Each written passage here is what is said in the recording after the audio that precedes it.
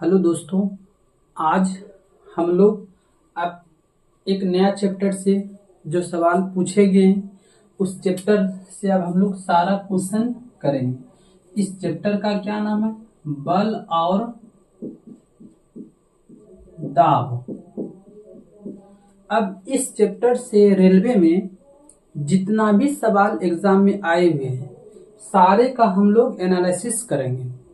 जो इस चैप्टर से कुछ भी हो, या वो न्यूमेरिकल सवाल हो या वो थ्योरेटिकल सवाल हो, तो कुछ भी अगर आया है तो हम लोग इस चैप्टर से जितना भी अभी तक सवाल पूछे गए हैं, या वो ग्रुप डी का सवाल हो या एएलपी का सवाल हो या आप बोल सकते हैं एनटीपीसी का सवाल हो, तो रेलवे बार बार क्या करती है कि रेलवे अपने पूछे गए सवाल को बार बार रिपीट करती है और उसी से 70% क्वेश्चन रेलवे का प्रीवियस पेपर से ही अगले एग्जाम में आते हैं।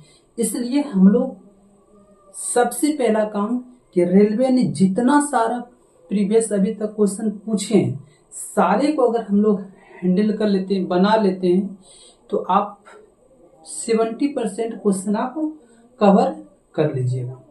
तो इसी प्रकार से इस चैप्टर का जो हम लोग का पहला सवाल है ये आपको 669 से स्टार्ट है। इससे पहले आप हमारे चैनल मोदी क्लासेस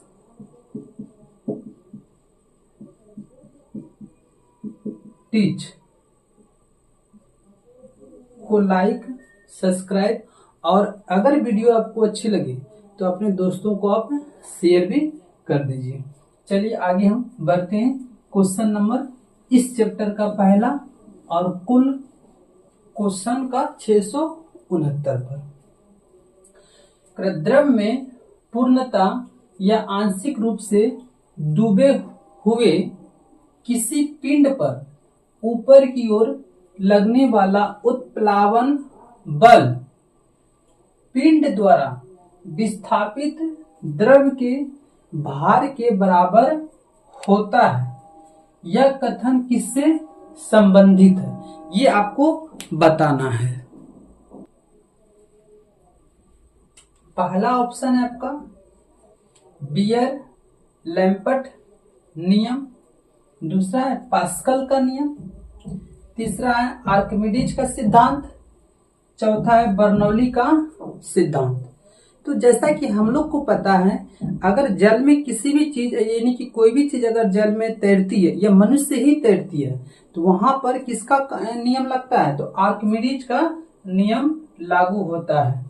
तभी कोई चीज जल में तैर पाता है जब पानी में जो भार है और उसके देखिए विस्थापित मतलब जितना जल है उसके भार के अनुसार ही पानी को हटा पाएगा, तभी कोई चीज पानी में तैरेगा।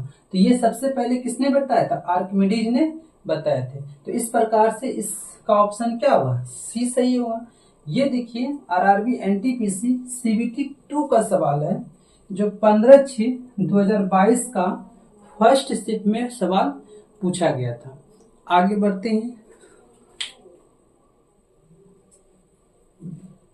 क्वेश्चन नंबर 670 किस नियम के अनुसार स्थिर ताप पर गैस का आयतन दाब के व्युत्क्रमानुपाती होता है? तो आप यहां देखिए एक चीज लगाया गया है, दाब के व्युत्क्रमानुपाती। तो दाब अगर पूछेगा तो ये बॉयल्स का नियम पर आधारित है। अगर ताप के व्युत्क्रमानुपाती बोलता तो चार्ल्स का नियम होता। तो यहाँ पर बोल रहा है दाब लगाया गया है, तो इसका मतलब ऑप्शन नंबर क्या सेटिस्फाई करेगा? 3 सेटिस्फाई करेगा। ये आरआरबी एनटीपीसी सीबीटी 1 का सवाल है जो 28/12/2020 का इवनिंग शिफ्ट के सवाल पूछा गया था और बहुत अच्छे कंसेप्चुअल क्वेश्चन है कि दाब देगा तो बॉयल्स, ताप के अगर व्युत्क्रमानु पूछेगा तो आप क्या हुआ? चार्ल्स का नियम होगा। आगे बढ़ते हैं। क्वेश्चन नंबर 671 न्यूटन के गति के प्रथम नियम का दूसरा नाम क्या है? ये तो हर एक बंदे को पता होगा, जो भी कंपटीशन एग्जाम का तैयारी करते हैं इस क्वेश्चन से सारे बंदे वाकिफ होंगे। फिर भी देखिए आपको एग्जामिनर पूछा गया है सवाल, तो एग्जामिनर का ये मीनिंग नहीं कि सिर्फ हार्ड ही क्वेश्चन आते हैं। कुछ क्वेश्चन ऐसे होते हैं कि एग्जामिनर आपका नॉलेज चेक नहीं करता, कॉन्फिडेंस आपका चेक करता है क्या है। तो सारे बंदे को पता है क्या न्यूटन का जो प्रथम नियम है उसी का दूसरा नाम क्या है? जड़त्व का नियम है। और जड़त्व का नियम की खोज किसने किया था? तो गैलीलियो ने ही किए थे। तो इस प्रकार से हम लोग ऑप्शन नंबर 1 टिक कर लेंगे। ये भी आप देखिए प्रश्न आरआरबी एनटीपीसी सीबीटी 1 का सवाल है, जो 4/1/2021 का इवनिंग शिफ्ट में पूछा गया था। आगे बढ़ते हैं। क्वेश्चन नंबर 672, न्यूटन के गति के दूसरे नियम का समीकरण क्या है? समीकरण इसका मतलब पूछ रहा है आपसे व्यंजक। तो आपको पता है न्यूटन का जो दूसरे नियम गति से ही बल का क्या होता है? व्यंजक प्राप्त होता है। अब बल का व्यंजक बराबर क्या होता है? F बराबर ma होता है। यही तो उसका सूत्र है। तो इस प्रकार से हम लोग का ऑप्शन नंबर क्या सही हुआ? 3 सही हुआ। ये आरआरबी एनटीपीसी सीबीटी 1 का 12/2/2021 का मॉर्निंग शिफ्ट का ये सवाल पूछा गया था। आगे बढ़ते हैं। क्वेश्चन नंबर 673, किसी वस्तु के संवेग परिवर्तन की दर बल की दिशा में लगाए गए असंतुलित बल के समानुपाती होती है। इस नियम को किस रूप में जाना जाता है? तो हम लोग को पता है कि यहाँ पर संवेग की बात बोला है। तो संवेग की जो परिभाषा दिया जाता है न्यूटन के द्वितीय गति नियम से ही आता है। और हम लोग को पता है संवेग का सूत्र भी होता है। संवेग को P से डिनोट करते हैं। P बराबर क्या होता है? m गुना v कर सकते हैं, द्रव्यमान गुना आप वेलोसिटी बोल सकते हैं। तो m यानी कि जो वस्तु की चाल है, इसी दोनों को हम लोग क्या कहते हैं? संवेग कहते हैं। तो आपको देखिए कौन सा ऑप्शन दिया है? न्यूटन की गति का द्वितीय नियम।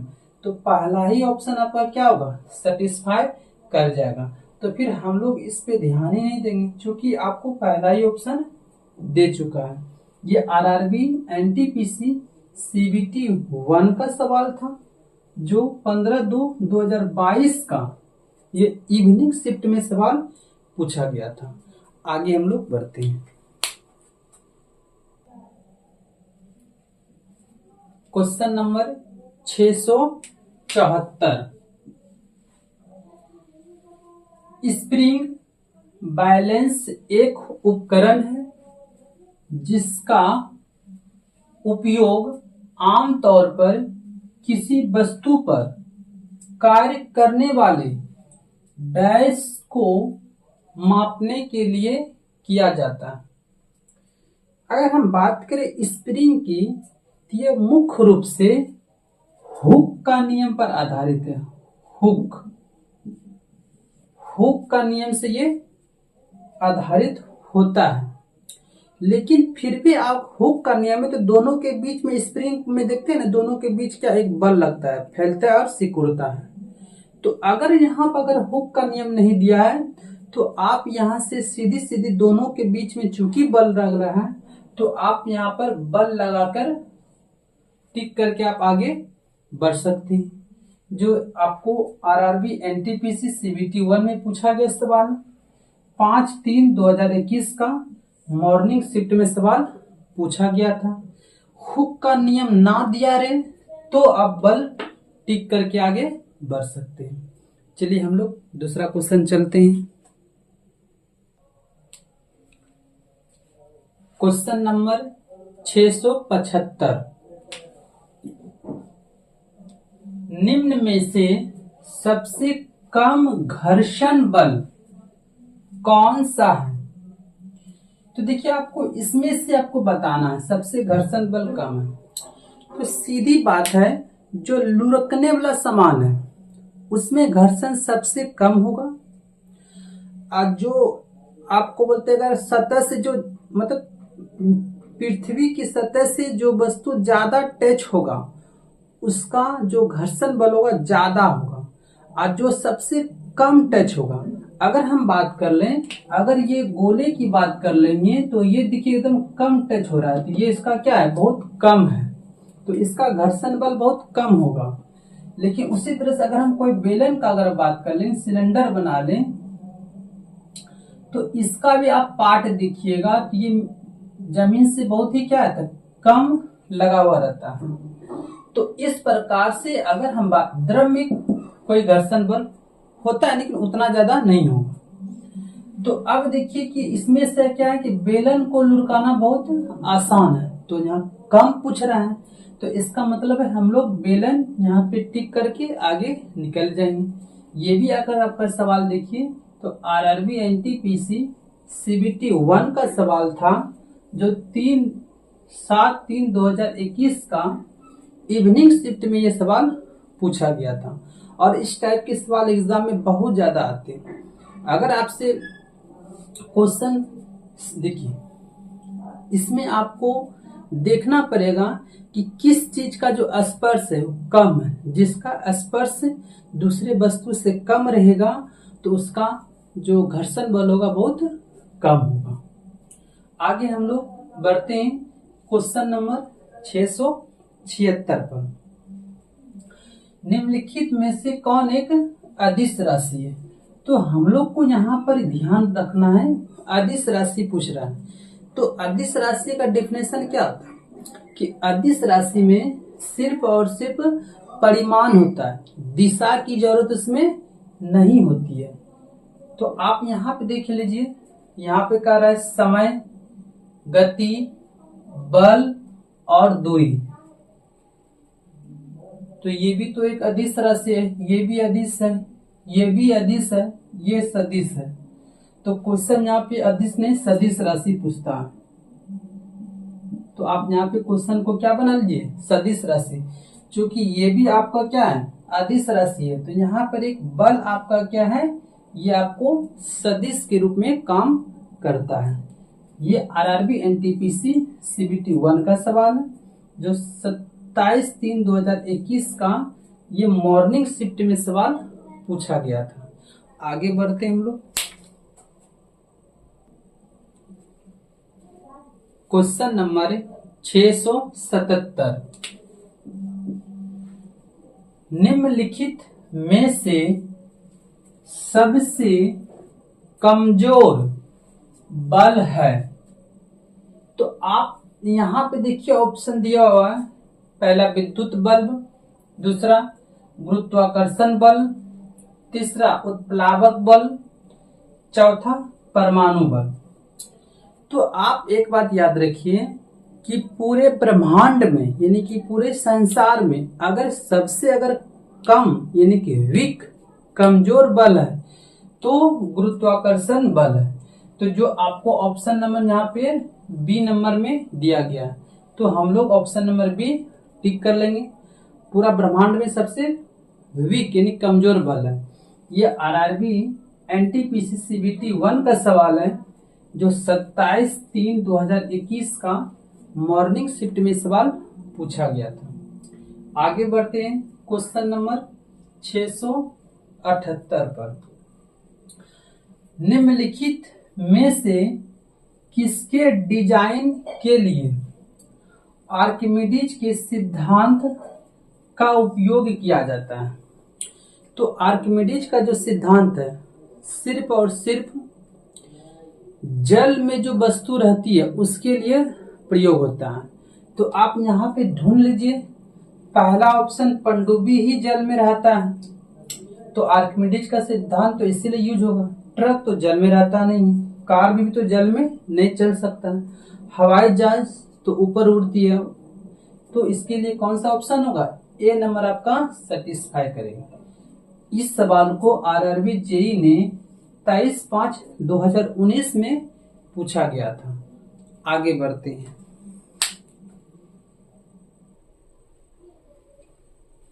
क्वेश्चन नंबर 679 होगा। निम्नलिखित कथन दिए गए विकल्पों में से किस नियम पर लागू होता है। ये आपको कथन दिया हुआ यहाँ पर, किसी भी ग्रह को सूर्य से मिलाने वाली रेखा समय के अंतराल में समान क्षेत्र तय करती है। तो आप यहाँ पर ध्यान देना है, समान क्षेत्र बोल रहा है, इसका मीनिंग है ये क्षेत्रफलों का नियम इस पर लागू होगा। केपलर ने 3 नियम मुख्यतः दिए थे, जो हम तीनों को क्लास में पढ़ाए हुए हैं। थोड़ा सा उस वीडियो को आप निकाल के वहां से देख लीजिएगा। ये आरआरबी एनटीपीसी सीबीटी 1 का सवाल है, जो 24/7/2019 का मॉर्निंग शिफ्ट में सवाल पूछा गया, और ये सवाल थोड़ा सा अच्छे लेवल का है। आगे बढ़ते हैं।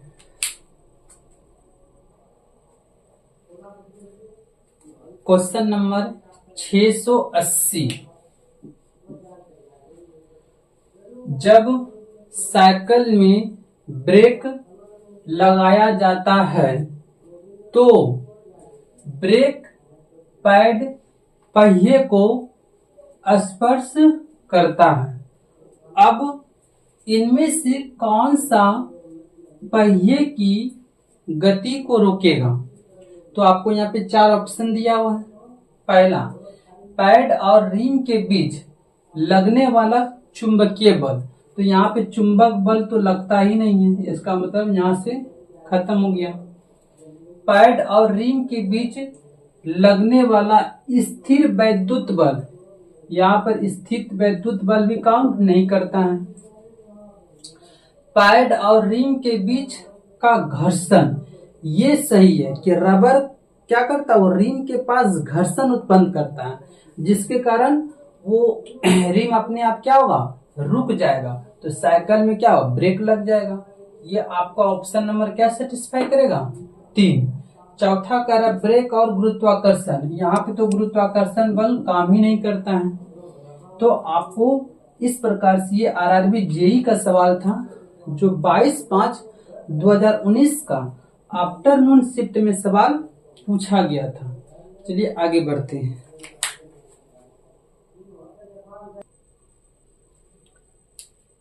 क्वेश्चन नंबर 681 है।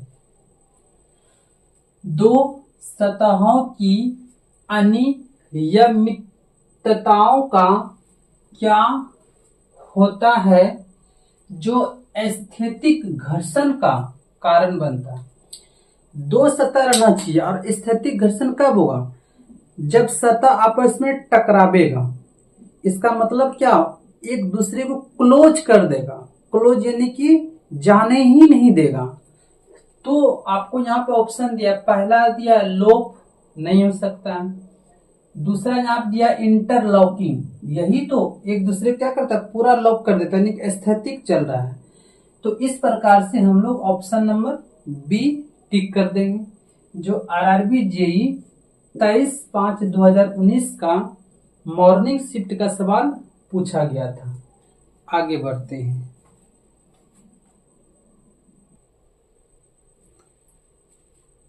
Question number 682। घर्षण बल के बिना निम्नलिखित में से कौन सा कार्य कठिन है। यहाँ आपको दिया हुआ है, यानी कि क्या काम हम नहीं कर सकते बिना घर्षण के। पहला है दरवाजे का संचलन, ये तो हो सकता है। दूसरा है गीले संगमरमर के फर्श पर चलना। जब हम संगमरमर पर पानी डाल देते हैं तो वहां पर फिर हम चल नहीं सकते, तो वहां पर हमको जरूरी है किसका? घर्षण बल की। तो आपको ऑप्शन नंबर क्या टिक करना पड़ेगा? बी टिक करना पड़ेगा। अब कैरम खेलना, कैरम भी आप खेल लेते हैं। एक भारी बक्से को एक जगह से दूसरे जगह ले जाना, ये भी उठाकर आप ले जा सकते हैं, लेकिन ये आप नहीं कर सकते, चल नहीं सकते आप संगमरमर पर बिना घर्षण बल के।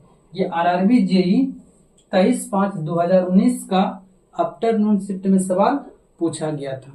आगे बढ़ते हैं।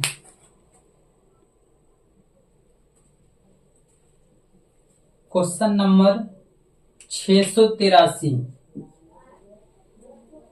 जब हम एक हथौड़े की मदद से मांसपेशीय बल लगाते हैं तो कौन से अन्य बल भी कील की दीवार में ठोकने में योगदान करते हैं?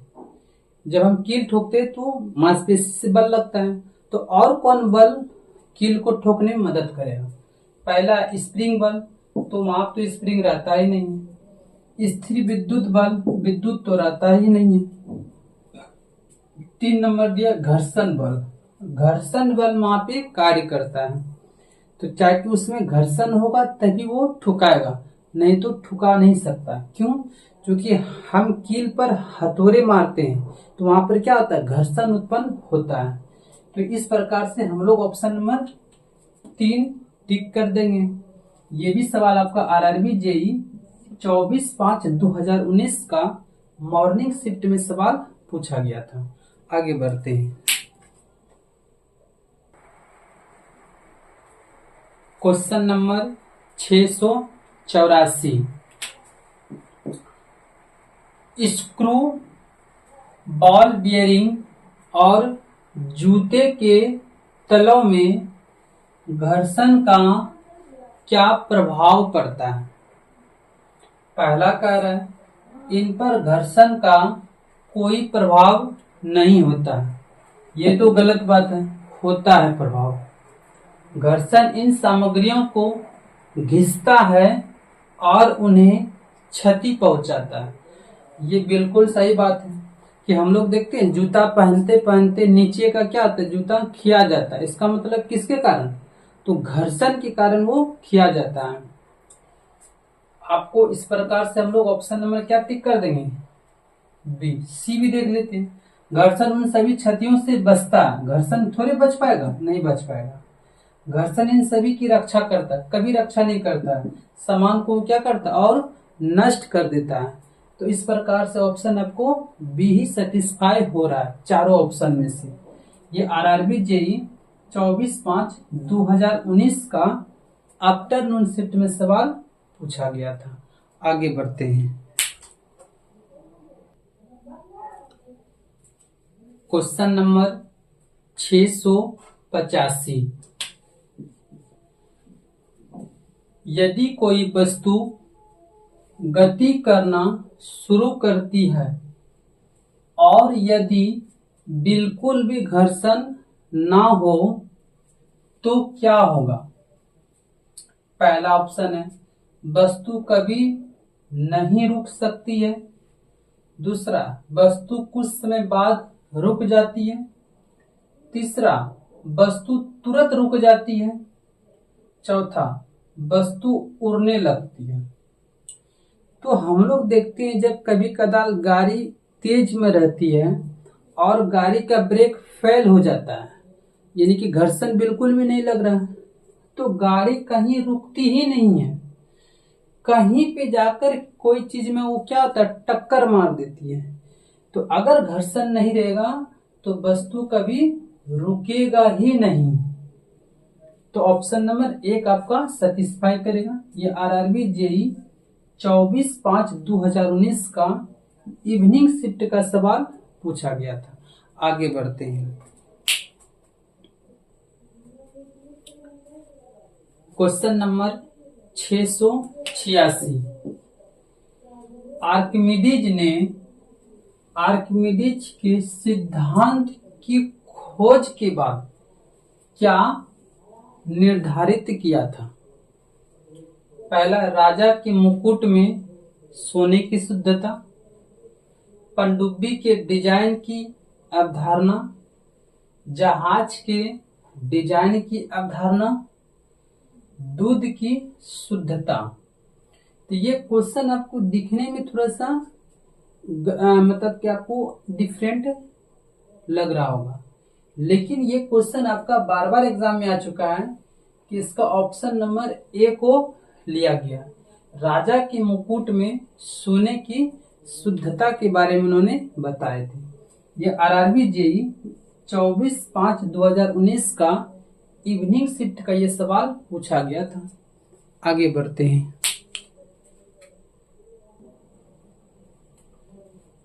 Question number 688। कारों, ट्रकों और बुलडोजरों के टायरों में ट्रेड क्यों बनाए जाते हैं? ट्रेड जिसको हम लोग आम भाषा में हम लोग कहते हैं कि गोटी गोटी, यानी कि ज्यादा उसको खाचा खाचा छोड़ते हैं। पहला, गति को बढ़ाने के लिए, ये तो नहीं होगा।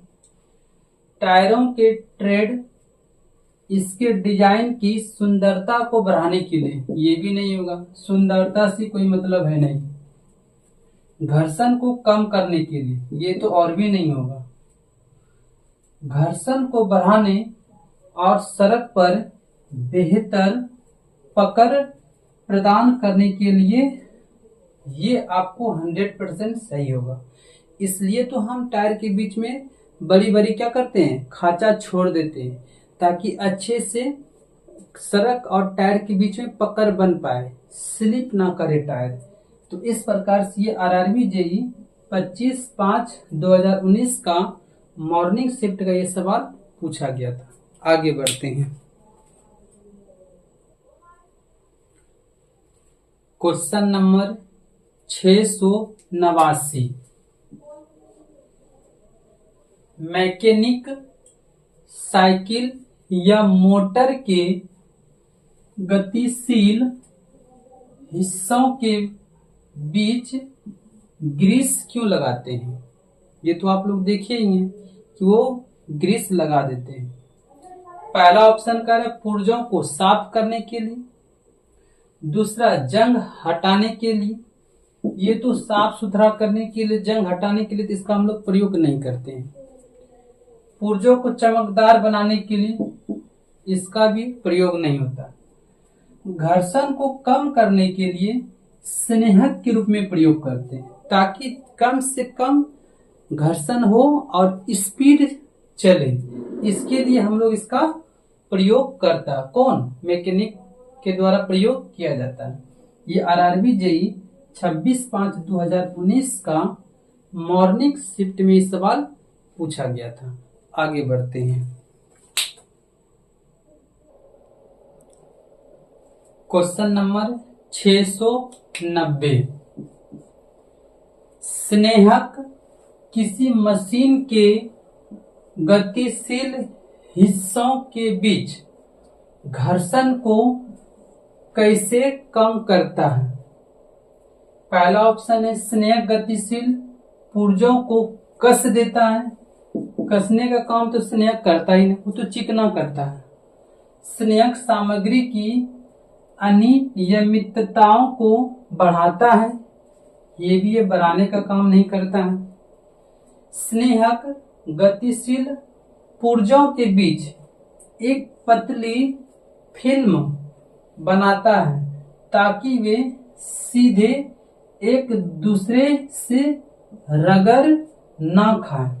तो ये वाला ऑप्शन आपको क्या होगा? सही होगा। स्नेहक का तो यही काम है कि दोनों के बीच में वो चिकना कर देता है, ताकि वो डायरेक्ट रगड़ एक दूसरे से ना खा पाए। तो इस प्रकार से ऑप्शन नंबर हम लोग सी टिक कर लेंगे।